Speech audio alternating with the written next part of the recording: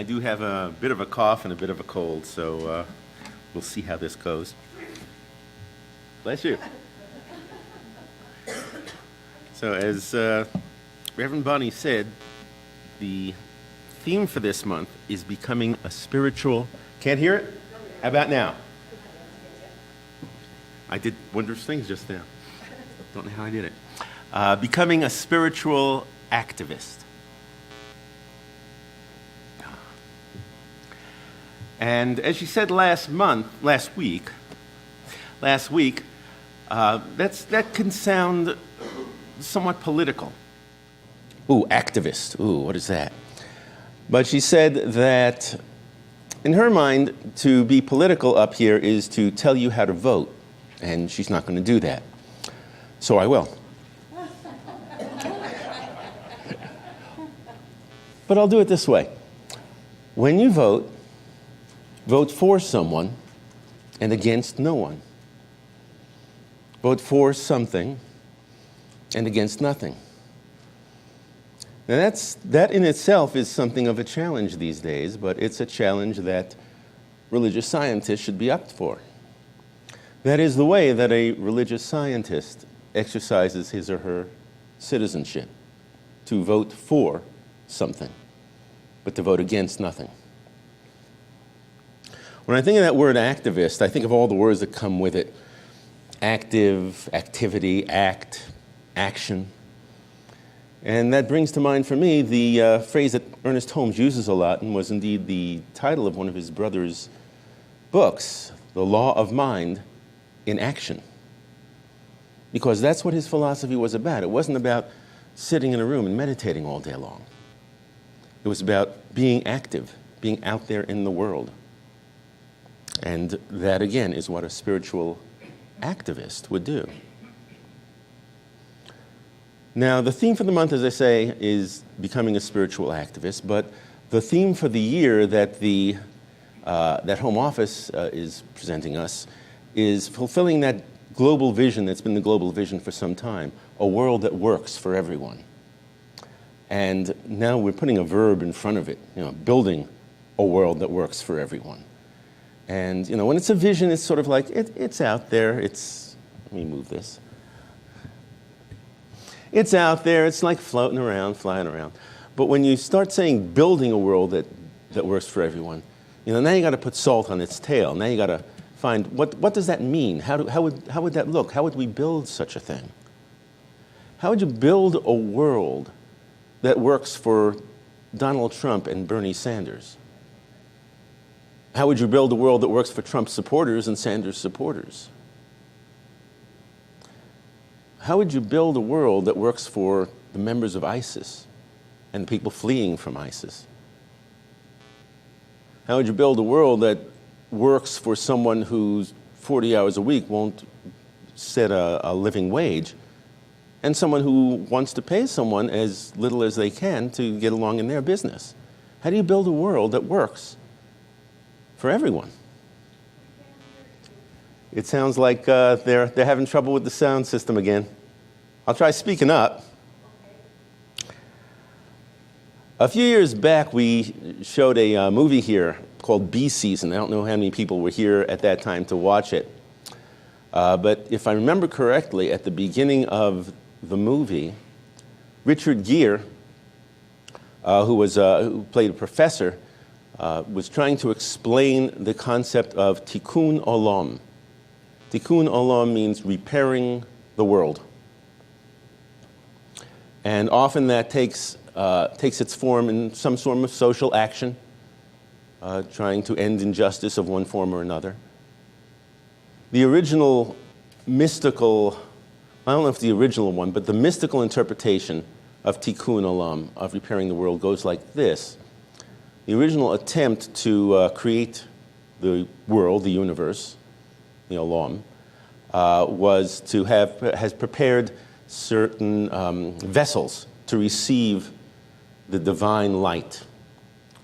And those vessels were not up to the task. The divine light was just too powerful, and the vessels shattered.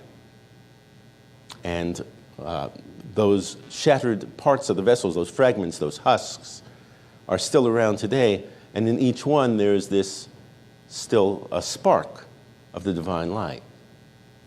And tikkun olam, repairing the world, is to raise those sparks out of those fragments, to free them from their fragments.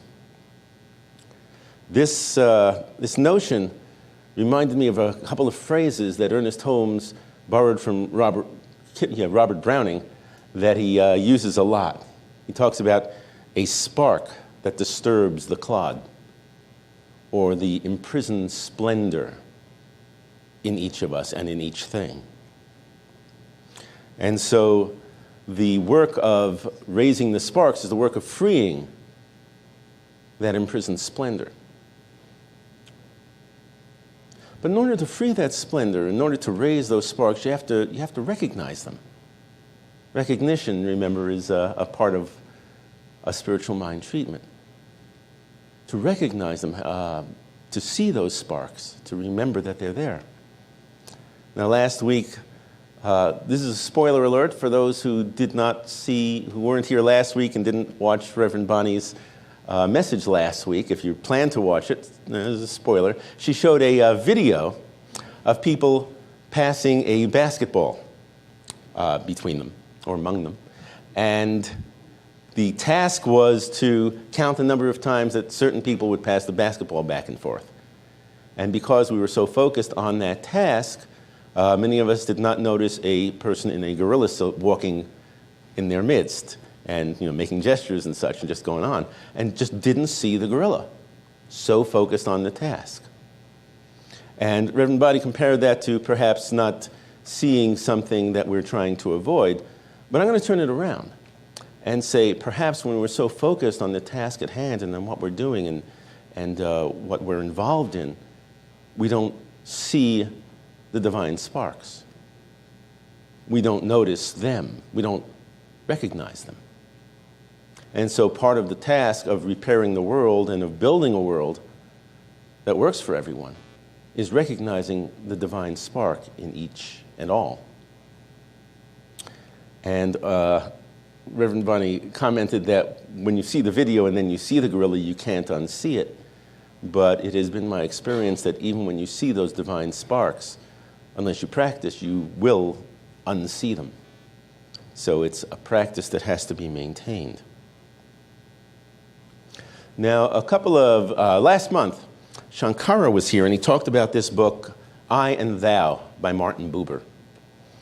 And in his translation here, Walter Kaufman says that thou is actually a misleading word to use in the title. But because it was so familiar, he kept it in the title. But it's misleading because he's translating the title in German, pardon my German, Ich und du. And the word thou in English has certain associations with Shakespeare, with the King James version of the Bible. It's a very formal thing. It's not something we say to each other every day. But the word du in German is something that people say to each other all the time. It's a familiar word. It is an intimate way of speaking to one another. And that is lost when we translate it as thou. And so within the content of the book, he will translate it as you, but you with a capital Y to distinguish it from the everyday use of the word. Now, what Buber is saying in this book, it's a very esoteric book. It reminds me a little bit of what Ernest Holmes says of Emma Curtis Hopkins. It's strange language, and you won't understand it. But I'll give you a little excerpt of what he's saying here. He's distinguishing between the experience of an I-it kind of experience with someone or something even, and an I-you relationship. And he calls these two things, I-it and I-you, basic words. And he says this here in describing it. When I confront a human being as you and speak that basic word, I-you, to him, then he is no thing among things, nor does he consist of things. He is no longer a he or a she, limited by other he's and she's, a dot in the world grid of space and time. nor a condition that can be experienced and described, a loose bundle of named qualities. Neighborless and seamless, he is you and fills the firmament.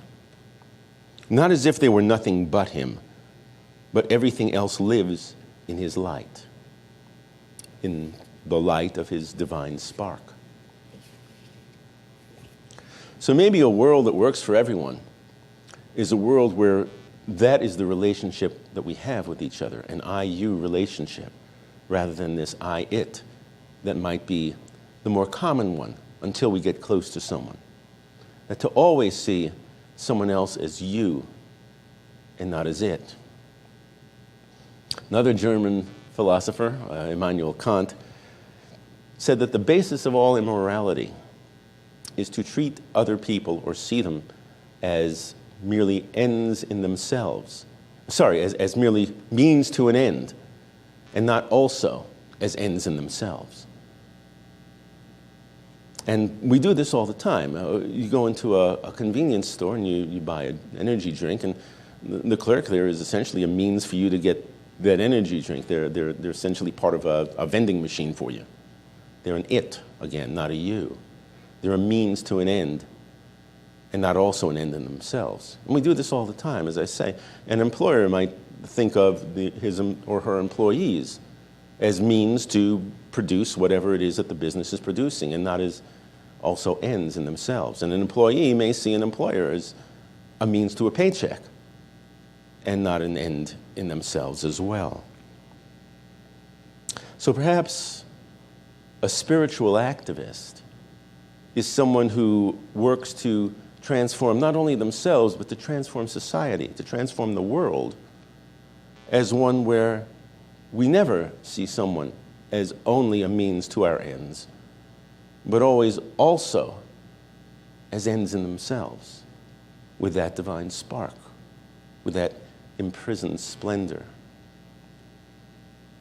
Now, as I was thinking of this notion of building a world that works for everyone, and how difficult that seemed and sounded, I thought, well, maybe I'm setting the bar a little higher than I need to. It's not, after all, building a world where everyone is turning cartwheels. It's not building a world where everyone is dancing in the street and overjoyed every minute. It's building a world, that works for everyone. You may not be satisfied with your car, but as long as it gets you where you're going, it works. So maybe just it's a little bit more achievable if we think of it in that way. The last 7 years, we've had President Obama as our president, and some people have really liked that, and some people have really disliked that. But whichever group, it still worked. The 8 years before that, we had President Bush, and the groups were reversed.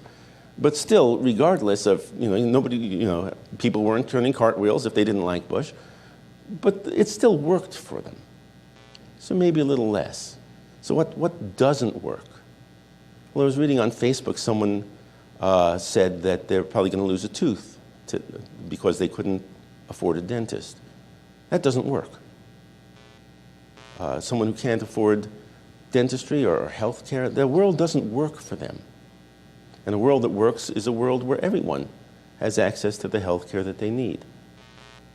And a world that works for everyone is a world where the people who have enough are still getting the health care they need and still getting all the things that they desire and maybe not turning cartwheels. A world where people go to where people are hungry and have no food. Doesn't work for them. It's obvious. It doesn't work for them. And so a world that works for everyone is a world where everyone has food. It's just basic and clear. A world where someone is fired for saying something politically incorrect or ostracized for it, that doesn't work for them. So a world where they can say those things without fear, even though it may annoy people or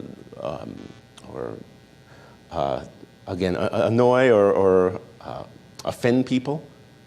Yeah, so they're annoyed and they're offended, but it still works for them. So a world that works for everyone is a world, again, where maybe not everyone is delighted with the way things are, but it works. So let's set our sights a little lower and start with that, with recognizing the sparks, recognizing the you the end in themselves of people, and work toward that kind of a world. Now, we call our Sunday talks here messages. We don't call them sermons, but I'm going to end with a sermon. But it's not one of mine. It's excerpts from a sermon of Ernest Holmes. In his lifetime, he would take his students to Asilomar, to spiritual retreats in Asilomar, or as he called them, spiritual advances. And he would give lectures. The seminar lectures are based on one set of talks that way. And the last time he brought his students to Asilomar was in 1959. And at that time, at the end of it, at the end of each one, he would do a sermon, not just his lectures. And at the end of this one, he gave what has been called the Sermon by the Sea. And this will be an excerpt from that sermon. And you can get it, if you search the internet, you'll find a lot of abridged versions, which this will be also. But you can find the whole thing at Science of Mind Archives, downloaded for free. Lately, and I'm going to try this, and we'll see how it goes. Lately, whenever I read anything by Ernest Holmes, I hear his voice in my head. And I'm going to try and duplicate that experience for you, so we'll see how that goes. Our religion is not something to be lived merely here at Asilomar, as much inspiration as we receive from it, but rather to take that consciousness which we have arrived at here back with us into whatever activities we may be engaged in.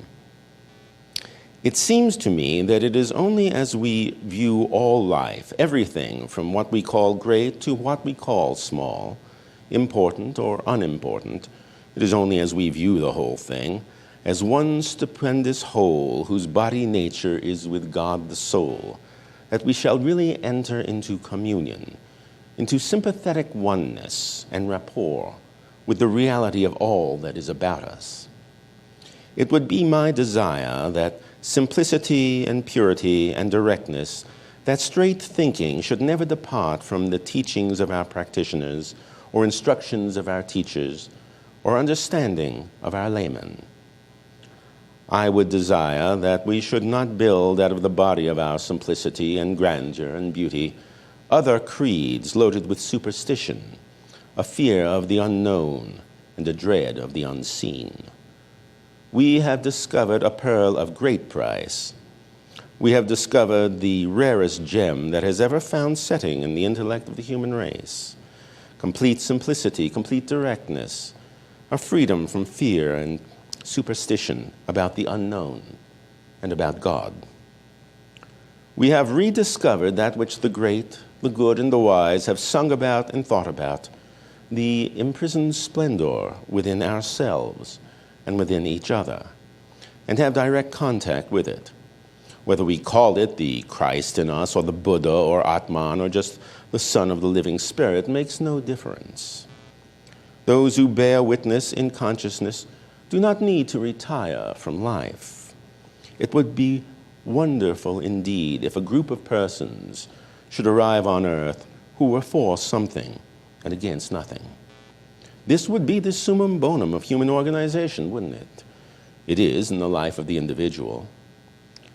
Find me one person who is for something and against nothing, who is redeemed enough not to condemn others out of the burden of his soul, and I will find another Savior and an exalted human being. Find me one person who no longer has any fear of the universe or of God or of man or of anything else, and you will have brought to me someone in whose presence we may sit, and fear shall vanish as clouds before the sunlight. Find me someone who has redeemed his own soul, and he shall become my Redeemer. This is what religious science stands for. It is not a new dogmatism. It is not a new authority. Find me one person who can get his own littleness out of the way, and he shall reveal to me the immeasurable magnitude of the universe in which I live. Find me someone whose song is really celestial, because it is the outburst of the cosmic urge to sing, and I shall hear the music of the spheres. Find me somebody who has detached his emotional and psychological ego from the real self without having to deny the place it plays in the scheme of things, and without slaying any part of himself because the transcendence is there also. And I will have discovered the ineffable in this individual and a direct pathway for the communion of my own soul. Now, what does all this mean? I am talking about you and myself. When I say find a person, I don't mean to go over to Rome or London or back to your own church. The search is not external. But these people all exist in us. They are different attributes, qualities of our own soul. You are religious science. I am not. I am only the one who puts something together. I do not even take myself seriously, but I take what I am doing seriously. You are religious science, our ministers, our teachers, our practitioners, our laymen. You find me 1,000 people in the world who know what religious science is and use it and live it as it is.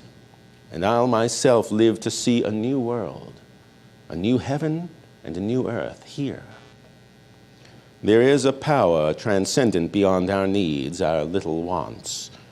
Demonstrating a dime is good if one needs it, or healing oneself of a pain is certainly good if one has it, but beyond that, at the real feast at the tabernacle of the Almighty, in the temple of the living God, in the banquet hall of heaven, there is something beyond anything that you and I have touched.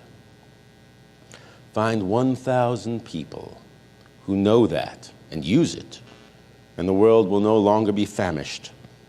How important it is that each one of us, in his simple ways, shall live from God, with God, in God, and to each other. That is why we are here. And we are taking back with us, I trust, a vision and an inspiration, something beyond the hope and the longing that the living Spirit shall, through us, walk anew into its own creation, and a new glory come with a new dawn. And perhaps a world that works for everyone. And so it is.